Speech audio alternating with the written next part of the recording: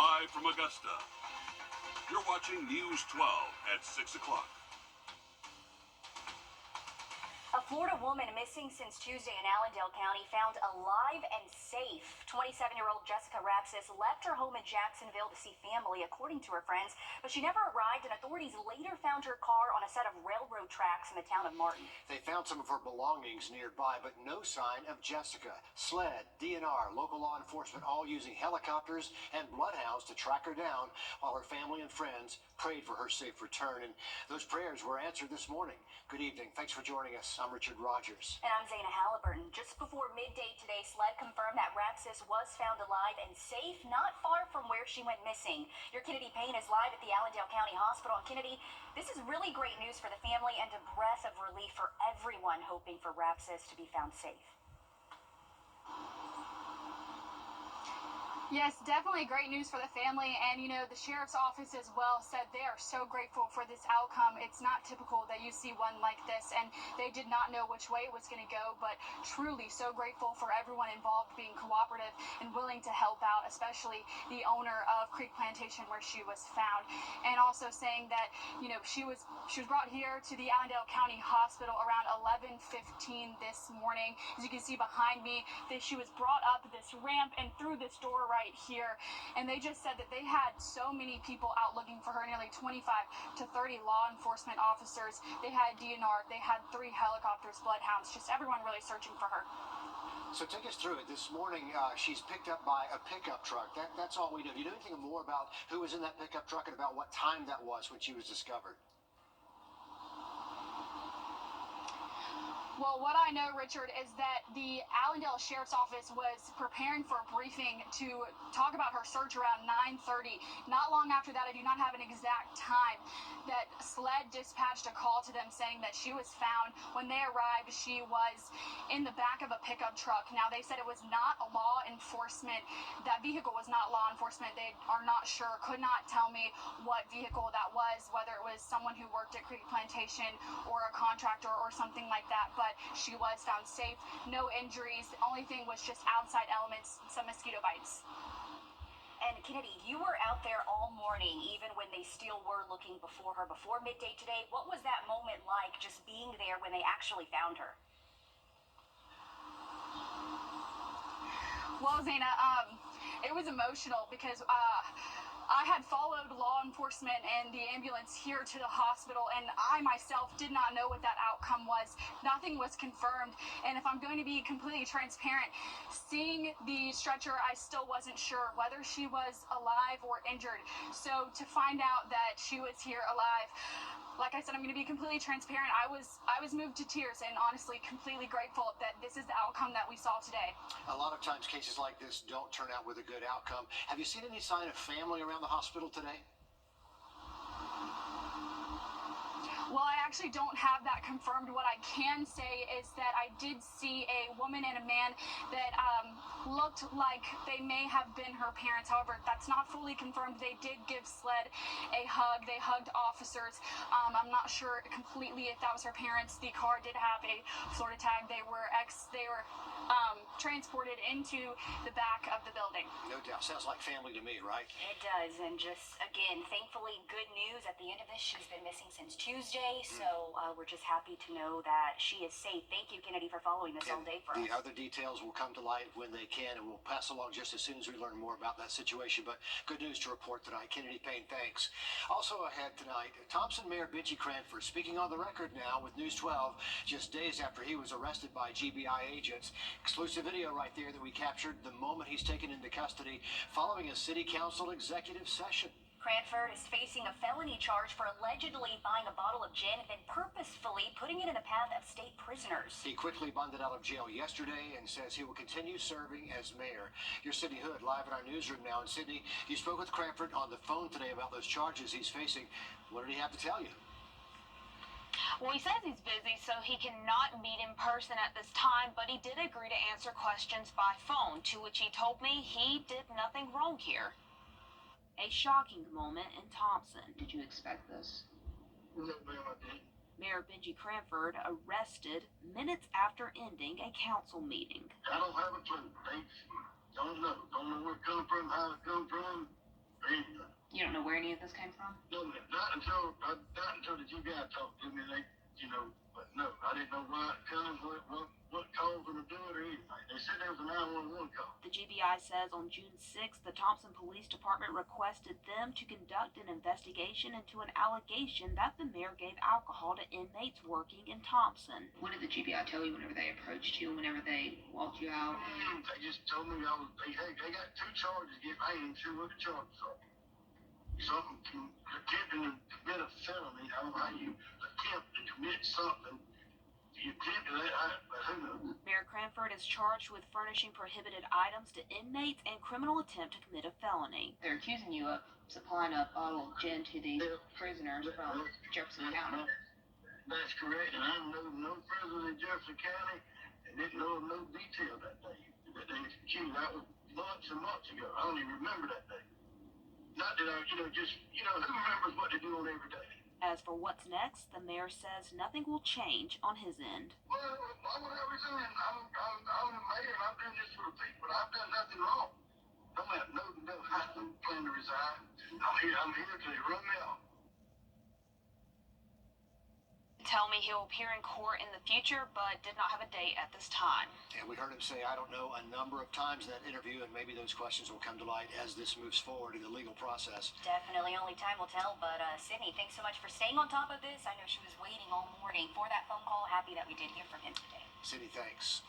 You're taking a live look now over at Greenbrier High, where News 12's Game of the Week against Harlem will be later this evening. Yeah, that's right. High school football is back, and your First Alert Chief Meteorologist Riley Hale joins us now. Riley, great night to kick off our Under the Lights coverage, and for the players, for the cheerleaders, for the fans in the stands. It's great tonight, guys. I mean, we really could not ask for better weather for the first game of the season. We got temperatures at kickoff, most likely going to be in the mid-80s. Humidity's not excessive out there tonight, so it is going to feel comfortable, and luckily, no rain in the forecast. This morning, if you were up early, you likely found some mid-60s out the door. It was a very comfortable start to the day again. Here's a look at our current temps if you're stepping out soon. Still holding steady near 90, but most spots are in the upper 80s right now from Thompson over to Aiken. Here's our under the lights outlook. So right at kickoff, I would imagine we're holding steady near 85 degrees, and then through game time, we should actually be able to fall into the 70s. Just going to hang on to a few passing clouds and not much of a wind threat out there either tonight. For tonight, we are going to stay a little bit warmer. Our morning low Saturday will drop only into the low 70s for most locations, so saying goodbye to the 60s at least for a couple nights. Our high temperatures tomorrow are going to be more seasonal for us. We're bringing back a little bit more heat, humidity for our Saturday, and that is going to stick around on Sunday too. Here's a look at our radar network. Not much rain happening for us here locally. There are some broken showers and thunderstorms in eastern Tennessee getting towards North Georgia. These are not expected to hold together before they reach us, so staying dry during game time. This may bring a stray shower to the northern CS rate very late tonight, most likely after midnight. It's going to be Sunday. We bring back the potential for some severe storms. There is a slight risk now in place for most of the region. We'll have an update for you coming up in that full forecast. On your sideline. Georgia, it is your time to shine. Welcome to week 0 of Under the Lights. I'm sports director Alyssa Lyons. A long-awaited wait is over. We have team coverage to get you ready before kickoff. We begin where you decided that we'd go. Harlem and Greenbrier, you are our game of the week, and that's where we find Joseph Dorian. We've been waiting a long time for this, and I heard it's quite a party. Well, let's just take a moment to appreciate what we've got in front of us right now, because we know the football season does not last very long. But yes, we're right here at Greenbrier for our game of the week, and it's actually a regular season rematch opener between the Pack and the Harlem Bulldogs. And this game may not seem like it counts for a lot as the first game of the season, but both coaches would strongly disagree. Harlem lost the final 2 games on their season last year, and Greenbrier only won 1 regular season game at the start of last year. But these two teams, last time they met, it was Greenbrier losing to Harlem at a score of 31-14, which sent them down a dark 9-game losing streak, but also to a new era. Head coach Sean Tiernan enters his first season tonight as leader of the Pack and would love to start his career 1-0. On the other sideline, Mark Boyder and the Bulldogs wanted to get that bad taste out of their mouth from the end of last year and start their journey for another playoff appearance this year. No, I'm just really excited about being home and these kids, and they've really responded to everything I've asked them to do, and I'm really proud of where we're at, and we got a lot of work, but we're going the right direction right now. We've been practicing for a long time. lifting weights really since the end of last season, strength and conditioning, speed and agility work, spring practice, summer weights, summer speed and agilities, OTAs, padded camps, a scrimmage game last week, and we're ready to kick off the real thing. Now this game kicks off in just over an hour, and we're going to be right back here at 11 o'clock tonight, where I'll be able to bring you a full recap from our game of the week. But of course, this isn't the only high school football we have going on in the state of Georgia this evening. Our Julius Evans is ironically enough over at Evans High School. Julius, what can you tell us? I mean, all I can say is just really the atmosphere that can only really be captured on game day. It seems to be really picking up right now. You can see over here, over to the side of me, burgers being flipped right now. But people over at the concessions are really telling me they're expecting this hot menu item, the pulled pork, to fly out of the concession stand today. But Julius Evans will be the true judge of that. And follow me all over here. Things are starting to pick up. People are starting to go into the stand slowly. The band is out here too. They're about to start warming up, and then you can see the teams on both sides, both looking hungry for a win, both looking to start this year off on a great start, and really just a great day, great atmosphere already picking up for 7:30 tonight for kickoff for game day. Okay, Julius Evans in Evans, everyone. Coming up after the break, when Westside and Laney go head-to-head under the lights, they'll be playing with their 12th man, watching how the Patriots are honoring a former coach. Next. And looking good for those games tonight, but heading into our Sunday, we're bringing back a slight severe weather threat. We'll have an update just after the break. Time and Temp, brought to you by your First Alert weather team. Welcome back, folks. Here's a look from our SRP Park Cam. We got clear skies over the 13th Street Bridge and looking good for the Green Jackets game tonight. They're also playing the Woodpeckers. That's going to be a 7:05 first pitch. Right now we're at 88 degrees. Temperatures shouldn't be too far away from that number once they start off the game. And if you're going to be there early, they're actually giving away a free rally cap to the first 1,000 fans. We are going to stay dry for the game tonight, whether you're heading out to SRP or maybe to those high school football games. I would imagine by the time we get to around 9, 10 o'clock, we're dropping into the mid and upper 70s, so a nice end towards game time. It's going to be the weekend. We start to feel a little bit more August-like. We're going to see those feel-like temperatures back, 100 plus, actual highs in the mid-90s, and you can see we're bringing back the potential for some thunderstorms. And actually, by Sunday, we're talking about the potential for severe weather, a slight risk now from the Storm Prediction Center issued on Sunday for most of the CS array. So that is in anticipation of strong wind gusts, a lot of lightning with some of these storms, maybe even some small hail. This is what the setup will be. We'll have a cold front moving in from the northwest. We'll also just have a lot of heat, humidity at the surface. So once that cold front moves into that air mass, it's going to be able to lift it up and produce those storms fairly easily. For tonight, though, we do have mostly clear skies, looking comfortable temperature-wise. Not going to be quite as cool tonight as what we've been, but most likely going to drop to near 70 by daybreak tomorrow. Once we get into our Saturday afternoon, not rolling out a few hit or miss showers and storms around. Just doesn't look to be a widespread risk across the region Saturday, but just keep an eye to the sky if you are going to be out and about later into the day. I'd imagine we have a better chance Sunday. Remember, that's when that front's getting a little bit closer from the northwest, and it is going to be a little bit breezier Sunday. We're expecting that west wind to pick up between 8 to 12. You can see as those storms pass through the region, they could briefly produce those severe weather conditions, but it will be a quick pass. It will just be that one round of storms that pass through late into the day. Then once we get into early next week, you can see our morning temps Monday back down into the 60s. So once that front pushes towards the coastline Sunday night, we are in store for a decent outlook again heading later into next week. But for our weekend outlook here in Augusta, 93 Saturday, 94 Sunday, both afternoons have that potential for a hit or miss storm, especially on Sunday. But one thing I wanted to mention, if your plans this weekend do take you to the coastline, Ernesto is creating a very high rip current risk all the way from the North Carolina coast down through Florida. So any of our beaches will be at risk for those rip currents. Make sure you are staying safe.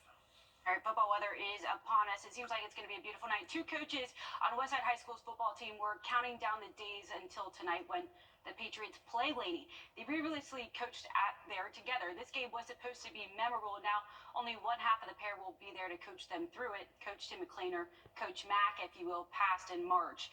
This season, the Patriots will make sure he's part of every single down.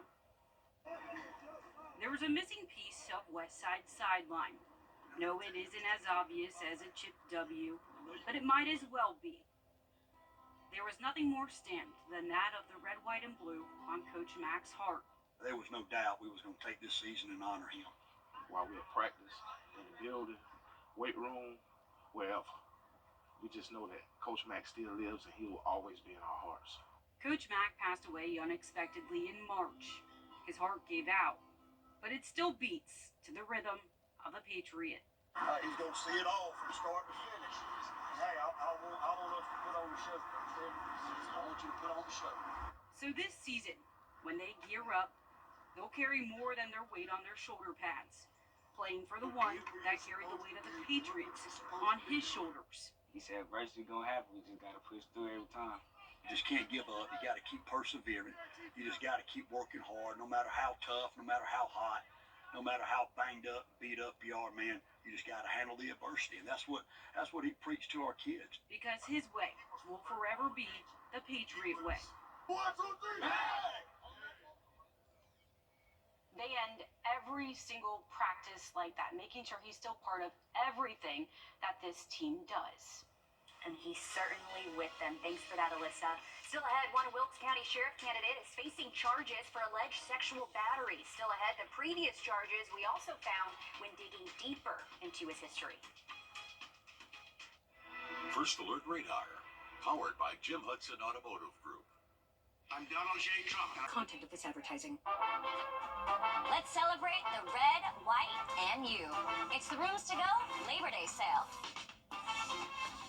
Shop the hottest new pieces, the coolest new rooms, everything you need to fall in love with your home all over again. Online or in store. Save big with amazing Labor Day sale prices on stylish furniture ready for delivery. There's never been a better time to see what's possible. It's the Rooms to Go Labor Day sale going on now. A candidate for Wilkes County Sheriff is charged with sexual battery. Dietrich Jones was just indicted by a grand jury. Your I-Team's Will Rio is live in our studio, and Will, you've been digging more into his charges and his past. Yeah, that's right. On August 5th, we confirmed the DA's office received an investigative file regarding Dietrich Jones. Now, on Wednesday this week, the DA's office said a grand jury returned an indictment for Jones for sexual battery, a misdemeanor charge. At the time of the incident, Jones was employed by the McDuffie County Board of Education Police Department as a captain. The incident occurred within the Juvenile Justice Office in Thompson, according to authorities. Now, according to the indictment, Jones touched the victim and adult on the backside without consent. Now our I-Team received his personnel file. Back in 2015, Jones was suspended and assigned to a different school for making inappropriate comments to someone in a school setting. In the May primaries, Jones just defeated incumbent Sheriff Mark Moore. Jones is not currently a school resource officer with the McDuffie County school system. This is something, of course, we'll keep our eyes on as election season is right around the corner, Richard. Well, thanks. Better late than never for Westmont Elementary School. Parents, teachers, and students today learning they will be reporting to that brand new school on Monday. 2 weeks into the school year, students have been reporting to the Columbia County Performing Arts Center for class because that new school's construction had not been finished in time. But today, Westmont Elementary confirming it is ready to welcome students to their new campus, and parents will be receiving more information with what they need to know ahead of that morning drop-off at their new school. People in the two-state are still recovering 10 days after Debbie impacted our area. I checked in today with our local Red Cross to see where they stand in recovery efforts. Up to 50 emergency shelters were opened up across Georgia, South Carolina, and North Carolina, averaging about 15,000 overnight stays. And just last week, the Red Cross in Augusta served as a central hub where volunteers could meet and decide where to send people. Today, the building is quieter, with a total of 3 shelters now open in Georgia and the Carolinas. The most recent opening last night in Bryan County, Georgia, where flooding from the Ogeechee River continues. We had at one point up to 50 shelters that were open. We're certainly decreasing that numbers, although one opened last night. It goes up and down. But at least in Georgia and South Carolina, we feel like we're reaching the peak and we're going to be able to start getting people out of the shelters and back into their homes. And that's all that we want to do. And it's good to see those shelters going down. So far in Georgia, South, and North Carolina, 400 homes have been destroyed. The Red Cross still on the ground helping those who need it and will soon begin providing financial assistance. Still a huge need out there for a lot of families. There are a lot of ways you can help as well. You can always volunteer, donate blood, or even donate financially. I know they appreciate any help. Certainly. Riley? Definitely. So a lot of good work the Red Cross does for our region. We're looking at a decent forecast tomorrow morning. If you're looking at the bird feeder tomorrow, the bird watching forecast, we got sunrise tomorrow 6:52 a.m., sunset 8:12 tomorrow evening. Another quick look at that 7-day just after a short break.